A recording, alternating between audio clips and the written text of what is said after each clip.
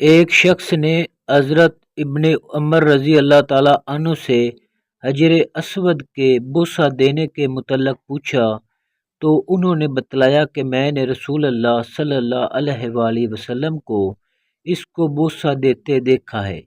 اس پر اس شخص نے کہا، اگر ہجوم ہو جائے اور میں عاجز ہو جاؤں تو کیا کروں؟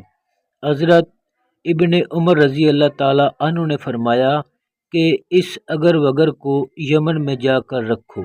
میں نے تو رسول اللہ صلی اللہ علیہ وآلہ وسلم کو دیکھا کہ آپ اس کو بوسہ دیتے تھے۔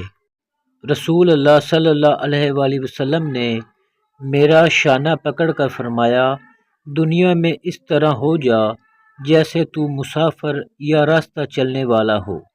حضرت عبداللہ بن عمر رضی اللہ تعالیٰ عنہ فرمایا کرتے تھے، شام ہو جائے تو صبح کے منتظر نہ رہو اور صبح کے وقت شام کے منتظر نہ رہو۔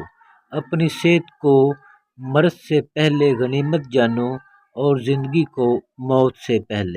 رسول اللہ صلی اللہ علیہ وآلہ وسلم جوتا پہننے، کنگھی کرنے، وضو کرنے اور اپنے ہر کام میں دائیں طرف سے کام کی ابتدا کرنے کو پسند فرمایا کرتے تھے۔